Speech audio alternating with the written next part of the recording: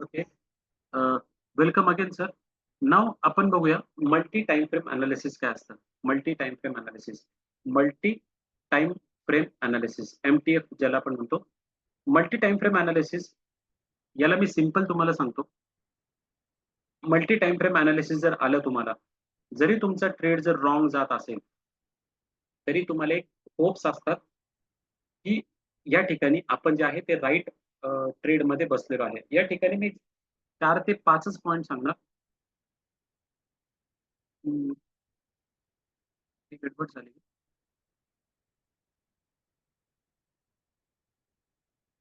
Recording. Okay. Recording चालू आहे. See, या ठिकाणी मी 4 ते 5च पॉइंट सांगतो. ते 4 ते 5 पॉइंटला तुम्ही एकदम परफेक्ट पद्धतीने लक्षात ठेवायचं आहे. See number 1, multi time frame analysis मध्ये आपण फक्त 2 टाइपच्या टाइम फ्रेम बघणार आहोत. Okay? 2 टाइपच्या टाइम फ्रेम बघणार आहोत. हा पहिला. आता याच्यामध्ये जे कॉम्बिनेशन असतात ते कॉम्बिनेशन आपण काय ते बघूया. सगळ्यात अगोदर तुम्हाला जर तुम्ही जर वीकली ट्रेड करत असतात म्हणजे सॉरी, फॉर एक्झाम्पल तुम्हाला मंडे टू फ्रायडे ट्रेड करायचं असेल तर वीकली टाइम फ्रेम अनालिसिस करायची. वीकली टाइम फ्रेम अनालिसिस करायची आणि त्याच्यानुसार तुम्ही डेलीचा प्लॅन बनवायचा. जे वीकली जर सेलिंग असेल तर तुम्ही त्या पद्धतीने प्लॅन बनवायचा. मल्टी टाइम फ्रेम अनालिसिसचा बेनिफिट आपल्याला हा पण होतो की मोठ्या टाइम फ्रेमसाठी कोण मार्केटमध्ये आहे, मोठ्या टाइम फ्रेमला बायर मार्केटमध्ये आहे किंवा सेलर मार्केटमध्ये आहे हे आपल्याला लक्षात येतं. तुम्ही मला सांगा, जर तुमच्याकडे मी 2 ट्रिलियन डॉलर डॉलर दिले, $2 ट्रिलियन दिले, काय तुम्ही 1 मिनिटाची, 5 मिनिटाची, 3 मिनिटाची, 15 मिनिटाची टाइम फ्रेम लावून हे हे सगळे ट्रेड करणार आहेत का? 1, 2, 3, 4, 5 मिनिटाची टाइम फ्रेम लावून? नो. तुम्ही बघणार डेली, वीकली, मंथली मोठ्या टाइम फ्रेम. म्हणजे जे मोठे मेंबर्स असतात ते मोठ्या टाइम फ्रेमला जास्त प्रेफर करतात. ते छोट्या टाइम फ्रेमसाठी काम करत नाही. म्हणून आपल्याला मोठी टाइम फ्रेम पासून छोटी टाइम फ्रेम कडे यावं लागतं. 2 गोष्टी असतात. पहिल्यांदा तुम्ही जर पोझिशनल ट्रेडर आहात, पोझिशनल ट्रेडर आहात. पोझिशनल म्हणजे जे 6 दिवस, 8 दिवस, 10 दिवस स्विंग ट्रेडिंगसाठी ठेवतात ते मेंबर असेल, तर तुम्हाला वीकली टाइम फ्रेम आपल्याला इथे एनालिसिस करावं लागतात आणि दुसरं ट्रेड ज्यावेळेस आपल्याला ट्रेड घ्यायचे असतात, ते ट्रेड तुम्हाला डेली टाइम फ्रेमवर घ्यायचे असतात. ओके. हा एक पार्ट झाला. जे लोकं इंट्राडे ट्रेडर असतात, इंट्राडे ट्रेडर, ते डेली टाइम फ्रेमचा स्टडी करणार आणि H1 किंवा H4 या टाइम फ्रेमवर तुम्ही ट्रेड घेणार इंट्राडे वाले. आणि जे लोक स्काल्पिंग वाले असणार, स्काल्पिंग वाले, ते H1 किंवा H4 वर अनालिसिस करणार आणि 15 किंवा 5 मिनिट्स वर तुम्ही ट्रेड करणार. Clear everyone? क्लिअर? इथे ट्रेड घ्यायचा. आता अनालिसिस येस काय सर. करायचं आणि ट्रेड काय घ्यायचं हे तुम्हाला सांगतो मी. अनालिसिस करताना काय-काय गोष्टी लक्षात घ्यायच्या आणि ट्रेड करताना काय-काय गोष्टी लक्षात घ्यायच्या हे सांगतो. Actually multi time frame analysis कसं आहे माहिती आहे का? मल्टी टाईम फ्रेम अनालिसिस हे एक काय म्हणतात, एक पझल आहे, पझल. ते पझल कसं आहे, फॉर एक्झाम्पल हा एक मोठा चक्र आहे. तुम्हाला वरतून दिसतंय की हा एक रेड कलरचा आहे. पण हा रेड कलरचा नसतो. याच्या आतमध्ये अजून एक कलर असतो. याच्या आतमध्ये अजून एक कलर असतो. याच्या आतमध्ये असतो. याच्या आतमध्ये असतो असं. पण वरतून जर तुम्ही बघत गेला, तर तुम्हाला खाली काय चालू आहे ते लक्षात येणार नाही. इथे भलेही तुम्ही म्हटलात, की इथे मला येलो कलर दिसतोय, पण येलो कलर नाहीये तो. तुम्ही जर बाहेर जसं जात जाणार, तसं तो वेगवेगळ्या प्रकारे दिसत जातो. सिमिलरली ह्या एक-एक पझल आपल्याला सॉल्व्ह करायचं असतं. ते कसं? फॉर एक्झाम्पल मोठ्या टाईम फ्रेमवर म्हणजे तुम्हाला डे टाईम फ्रेमवर जर प्रिव्हियस डेला अशी अशी कॅन्डल दिसते. प्रिव्हियस डेला अशी कॅन्डल दिसते. What represent this candle? Selling pressure. काय दिसते? सेलिंग दिसतं. मग जर तुम्ही 1 तासावर म्हणजे ही कालची कॅन्डल दिसते, मंडेची कॅन्डल दिसते आणि ट्यूसडेला तुम्हाला एक ग्रीन कलरच्या अशा 2 कंटिन्युअस 3 ग्रीन कलरच्या कॅन्डल दिसतात. मग तुम्ही बायिंग घेणार का? नाही. तुम्हाला हे लक्षात आलं पाहिजे, की काल पूर्ण दिवस सेलिंग झाली. ही जी बायिंग होते, ही फक्त आणि फक्त त्यांची प्रॉफिट बुकिंग असू शकते. प्रॉफिट बुकिंग असू शकते. म्हणून आपल्याला मोठ्या टाईम फ्रेम म्हणजे मल्टी टाईम फ्रेम जे आहे, डे पासून खालीपर्यंत एनालिसिस करायला तुम्हाला लक्षात आलं पाहिजे. तर एनालिसिस करताना काय गोष्टी लक्षात ठेवायच्या? सगळ्यात अगोदर डे टाईम फ्रेम सॉरी, सगळ्यात अगोदर तुम्ही जर सॅटर्डे, संडे जर असेल, तर त्यावेळेस वीकली टाईम फ्रेम ओपन करायची, वीकली टाईम फ्रेम आणि वीकली टाईम फ्रेमला सपोर्ट, रेझिस्टन्स आणि ट्रेंड लाईन या 3 गोष्टी ड्रॉ करून घ्यायच्या. ज्यावेळेस तुम्ही ड्रॉ करणार वीकली टाईम फ्रेमला, तुम्हाला हे लक्षात येईल, की वीकली टाईम फ्रेमला मार्केट एक रेझिस्टन्सच्या जवळ आहे, की मार्केट एक सपोर्टच्या जवळ आहे. Why profit booking? Okay, I will give the answer. Weight.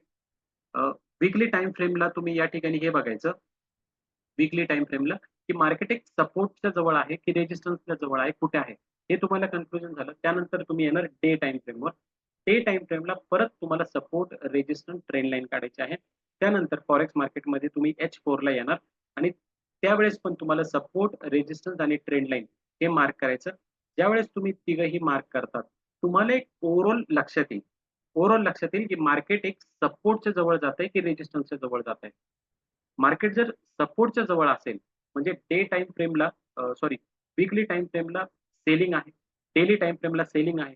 But जर 4 अवर मध्ये जर तुम्हाला बायिंग दिसत असेल, तर ही बायिंग जास्त स्ट्राँग दिसणार नाही. कारण की मार्केट जे आहे ते कंप्लीटली वरतून खाली एक सेलिंग प्रेशरमध्ये आहे. सेलिंग प्रेशरमध्ये म्हणजे मार्केट एक सेलरच्या कंट्रोलमध्ये आहे. सेलिंग मार्केटला घेऊन जात आहे. म्हणजे बडे प्लेयर सेलर आहे. मोठ्या टाईम फ्रेमवर सेलर आहे.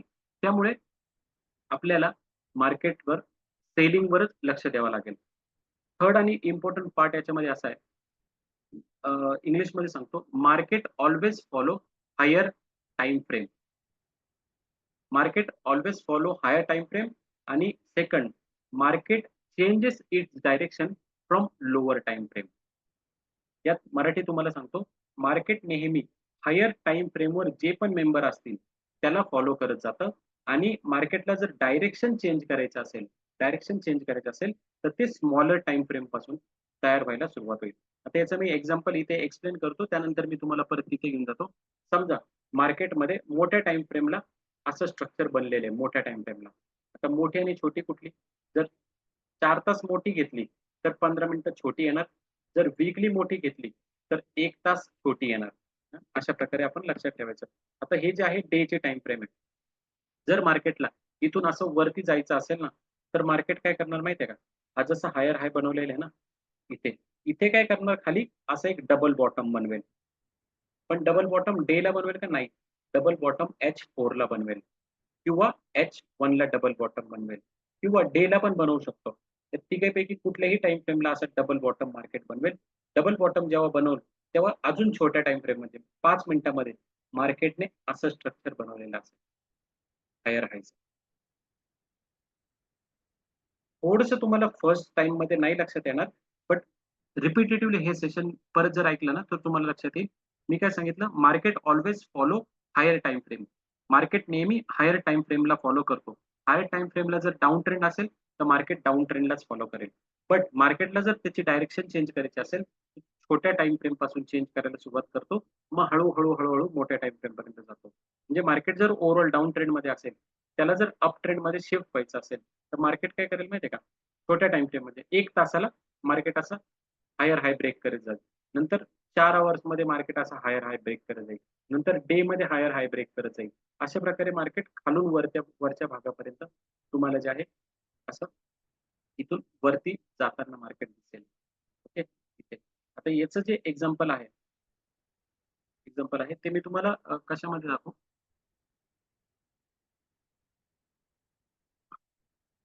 याच्यामध्येच घ्या. युरो USD मध्येच घ्या. एकदम बेस्ट बेस्ट एक्झाम्पल आपल्याला भेटलं. See here. हे काय आहे इथे? हा कंप्लीटली डाउन ट्रेंडमध्ये आहे. Market completely down trend. मग हा जो आहे, हा अप ट्रेंड सुरू झालाय का? नाही. हे काय माहिती आहे? This is called the profit booking. ही या ठिकाणी ज्या लोकांनी पण सेलिंगच्या पोझिशन लावल्या असतील ना इथे, ज्यांनी पण सेलिंगच्या पोझिशन लावल्या असेल, त्यांची ही प्रॉफिट बुकिंग आहे. ही प्रॉफिट बुकिंग आहे. किंवा किंवा या छोट्या टाईम फ्रेमवर जे लोकं ट्रेड करतात, त्यांची जी आहे ही बायिंग अपॉर्च्युनिटी असेल या पुढच्या रेझिस्टन्सपर्यंत. म्हणून जेव्हा पण आता डबल टॉप दिसतोय, हा सेलिंग आलेला आहे. पण ओव्हरऑल हा डाउन ट्रेंडमध्ये आहे. तुम्ही जर व्यवस्थित बघितलं असेल, ओव्हरऑल डाउन ट्रेंडमध्ये आहे. ओव्हरऑल डाउन ट्रेंडमध्ये का मार्केट आहे? बिकॉज हाय हाय ब्रेक झालेला नाहीये. हाय ब्रेक नाही, हाय ब्रेक नाही, हाय ब्रेक नाही. हा आणि हा ऑलमोस्ट हाय जवळच आहे.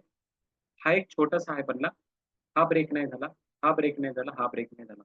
म्हणून मार्केट ओव्हरऑल डाऊन ट्रेंड मध्ये, म्हणजे हे जे अप ट्रेंड मध्ये दिसते हा एवढा पार्ट, याने जर हा प्रिव्हियस हाय जर तोडलेला असता, म्हणजे हा कंटिन्यू इथे जाऊन वरती जर आला असेल, तरच मी म्हणू शकतो की मार्केट एक अप ट्रेंडला शिफ्ट झालं. नाहीतर मार्केट अप ट्रेंडला नाहीये. की हा पूर्ण आता सध्या डाऊन ट्रेंड मध्ये आहे. हा, इथे. आणि जेव्हा मार्केट डे टाइम फ्रेमला डाऊन आहे, मी काय करणार, डे टाइम फ्रेमला आता हे काढून घेतलं. मी आता जातो परत H4 ला. H4 ला मला दिसतंय अप दिसतंय का? H4 ला बघा. बघितल्यानंतरच तुम्हाला लक्षात येईल मार्केट कसं ट्रॅव्हल करतंय.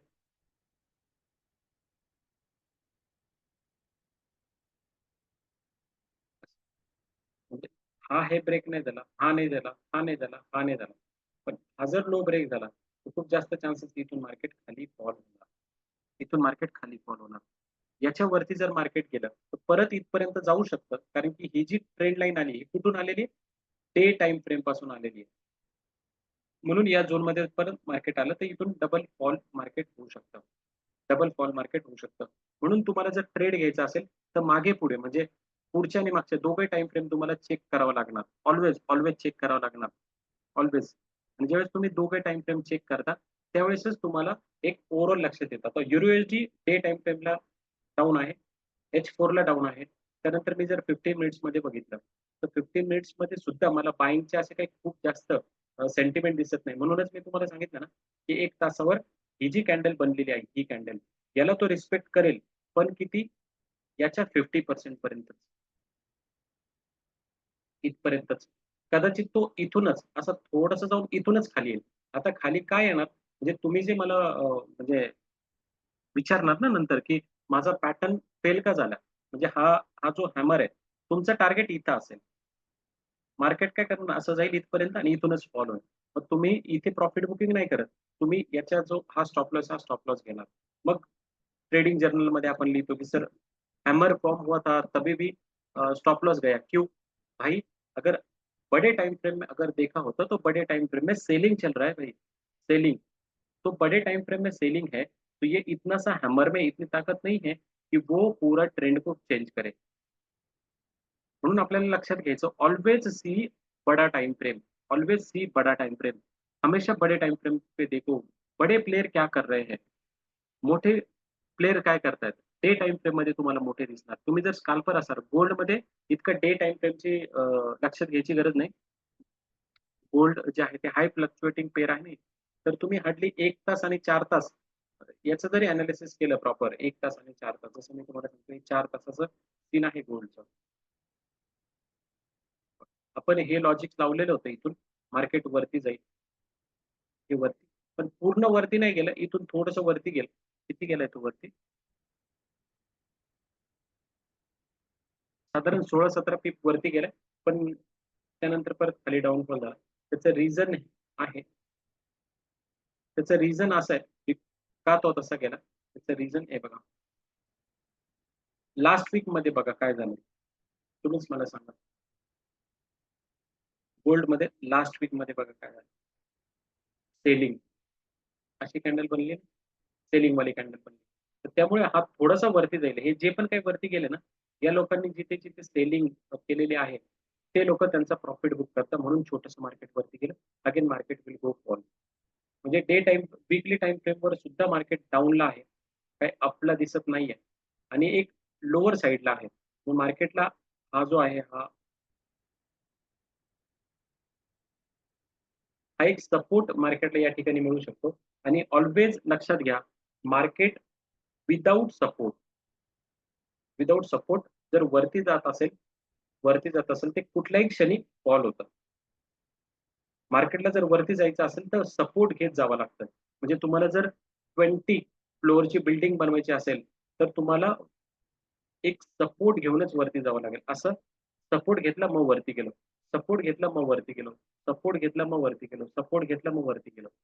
असंच जावं लागणार आहे. असं कधीही होत नाही.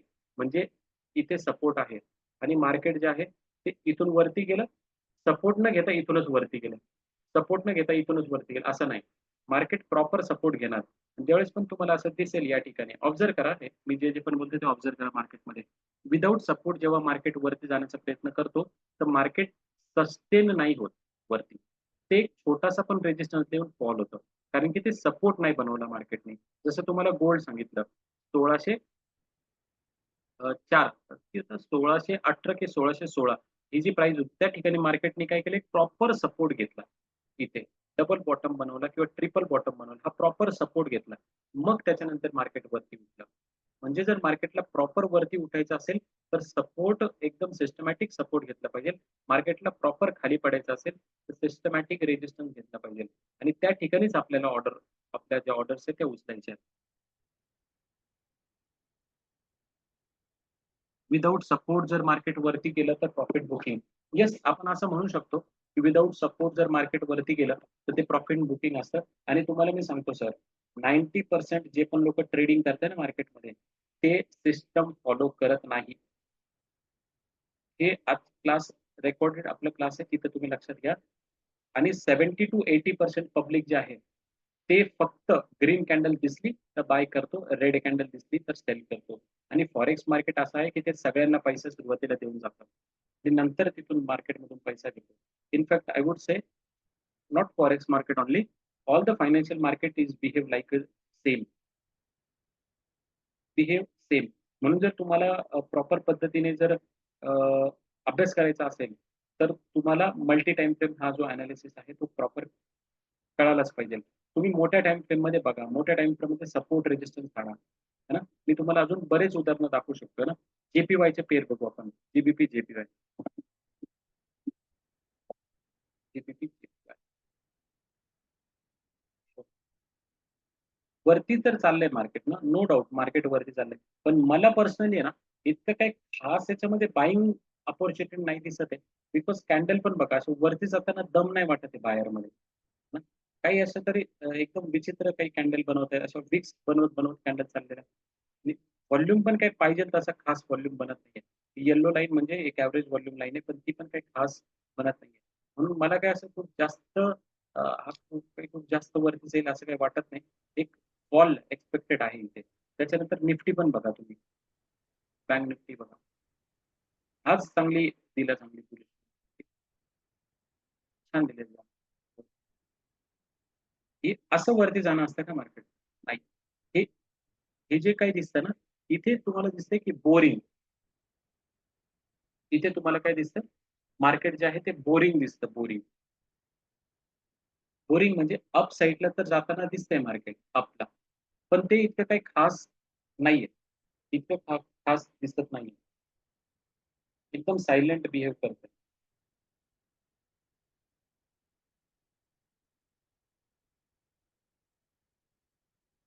सायलेंट. ते काय मजा येत नाही असं. मग ज्यावेळेस असं दिसतं ना तुम्हाला, त्यावेळेस लक्षात घ्यायचं, की आपण मल्टिपल टाईम फ्रेममध्ये बघायचं. डे टाईम फ्रेमला असं दिसतंय ना, मग मी छोट्या टाईम फ्रेममध्ये येणार. मग अजून छोट्या टाईम फ्रेममध्ये येणार. मग तुम्हाला ते क्लिअरिंग दिसतं. डे टाईम फ्रेमला कॅन्डल बघा, काही दम वाटत नाही अशा कॅन्डलमध्ये. आणि जर तुम्ही छोट्या टाईम फ्रेममध्ये गेला, तर ते तुमचं जे कन्फ्युजन ते क्लिअर होऊन जातं. बघा, ते कसं मार्केट चाललंय, कसं मार्केट चाललंय,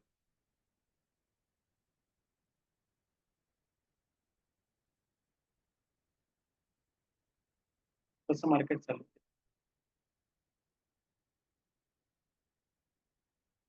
एकदम सायलेंटली बिहेव करते. बस आपल्याला ते प्रॉपर पद्धतीने समजलं पाहिजे मल्टी टाईम फ्रेम एनालिसिस. आणि जेव्हा प्रॅक्टिस करणार, त्याच्यानंतर तिथे तुम्हाला डाउट्स येणार, त्या त्यावेळेला माझा रिअलमध्ये रोल येईल. इथे इथे बघा, हे खूप जास्त बाईंगचे सेंटिमेंट आहे. छोटे-छोटे प्रॉफिट काढले, बट हे बघा, हाय ब्रेक झालेला नाहीये. म्हणून मी याच्यामध्ये बायिंगसाठी इंटरेस्टेड नाहीये. जर हा हाय ब्रेक होऊन कॅन्डल जर इथे अशी क्लोज झाली असती, तर इथून बायिंग असतं. पण नाही झालेली कॅन्डल. हा मी 1 तासावर बघतोय. आता मी तुम्हाला घेऊन जातो इथे डे टाईम फ्रेम आणि वीकली टाईम फ्रेम. हे बघा. ही डेची टाईम फ्रेम आहे. मार्केटमध्ये जर बायरचा पोटेन्शियल असता, तर हा हाय जो आहे हा ब्रेक झाला असता.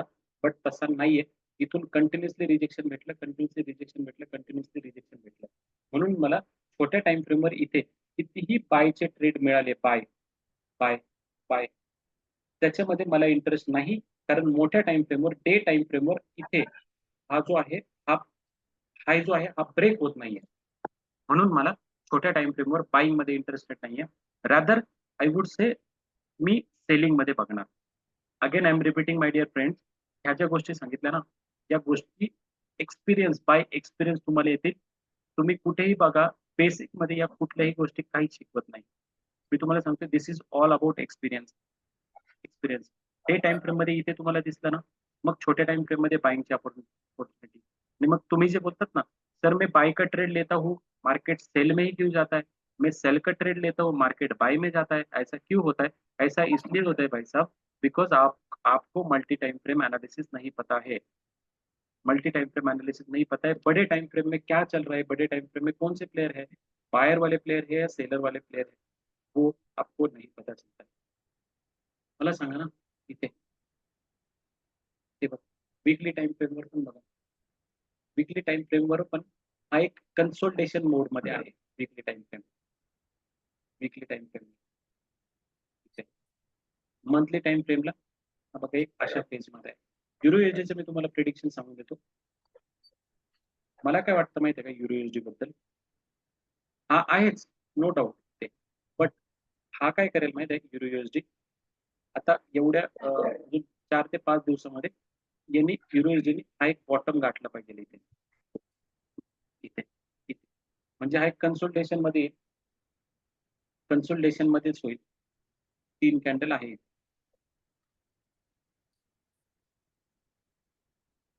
इथे. हा इथे होईल, परत इथे जाईल, मग नंतर डिसिजन होईल मार्केटला खाली जायचं की इथून वरती जायचं. म्हणजे मोठ्या टाइम फ्रेमला मला चेक करावं लागेल. मोठ्या टाइम फ्रेमला अशा ठिकाणी आहे आणि सपोर्ट आणि रेजिस्टन्स हे तुम्हाला प्रत्येक टाइम फ्रेमला दिसतील. आपण काय करणार, सपोर्ट आणि रेजिस्टन्स मला सांगा, आता हा सपोर्टच्या जवळ आहे की रेजिस्टन्सच्या जवळ आहे? एसच्या जवळ आहे की आरच्या जवळ आहे? टाईप करा. आता युरो यूएसडी मोठ्या टाइम फ्रेमला सपोर्टच्या जवळ आहे की रेजिस्टन्सच्या जवळ आहे?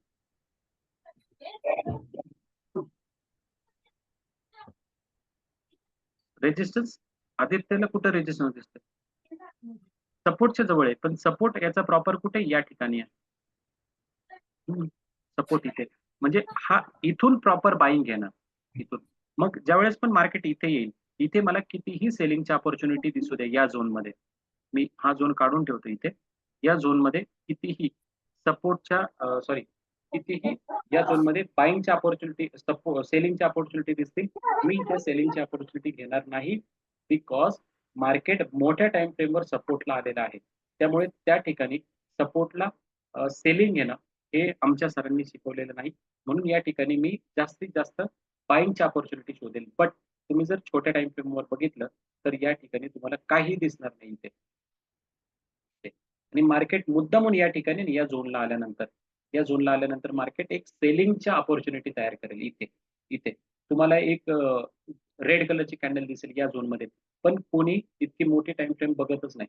ज्याला मोठी टाइम फ्रेम कळाली इथे की मार्केट मोठ्या टाइम फ्रेमला एक आहे, तोच माणूस पैसा बनवू शकतो. आणि मी बोललो होतो ना तुम्हाला, मार्केट छोट्या टाइम फ्रेमला पासून स्ट्रक्चर चेंज करायला सुरुवात करतो. त्याचं लाईव्ह एक्झाम्पल मी तुम्हाला दाखवतो. एवढं दाखवून मग आपण सेशनला वाइंड अप करूया ना, खूप जास्त वेळ झाला. जो basic, again go to the basic, again touch to the basic. 1 2 3 आणि मार्केट विल गो अप. हा पहिला म्हणजे मार्केटने प्रॉपर सपोर्ट घेतला, इथून गेला. सपोर्ट कितीवर घेतला? 1 वर. पण आपण ही जी लाईन कितीवर ड्रॉ केली? डे टाइम फ्रेमवर, सॉरी ही लाईन ड्रॉ केली आपण मंथली टाइम फ्रेमवर. म्हणजे मंथली हा सपोर्ट होता, सपोर्ट. आणि सपोर्टला मार्केटने या ठिकाणी छोट्या टाइम फ्रेमवर जे आहे चेंजेसला सुरुवात केली. छोट्या टाइम फ्रेमला चेंजेसला सुरुवात केली आणि त्यामुळे आपल्याला छोटी टाइम फ्रेम अभ्यास करणं खूप जास्त गरजेचं आहे. मल्टी टाइम फ्रेम बघा, इथे कंटिन्युअसली इथे सपोर्ट सपोर्ट सपोर्ट घेत गेला आणि जे आपण एवढ्या 4 ते 5 दिवसात गेलो तेच झालो. Again see the candle, see this candle ना, इथे इनडिसिसिव्ह कॅन्डल बनली, एंगल्फिंग कॅन्डल बनली मार्केटवरती. ती पण कुठे बनली? सपोर्टला, सपोर्टला, सपोर्टला, सपोर्टला. इथून मार्केट वरती गेलं. अशा सीन इथे पण घडल्या या ठिकाणी. तर आपल्याला हे एक एक्झाम्पल सांगितलं. असं तुम्ही प्रत्येक एक्झाम्पल बघा आणि प्रत्येक एक्झामला टेस्ट करत राहा, प्रॅक्टिस करत राहा आणि काही डाऊट आला तर मी आहेच. Okay. So thank you very much for today session. खूप जास्त वेळ झाला आज आपल्याला.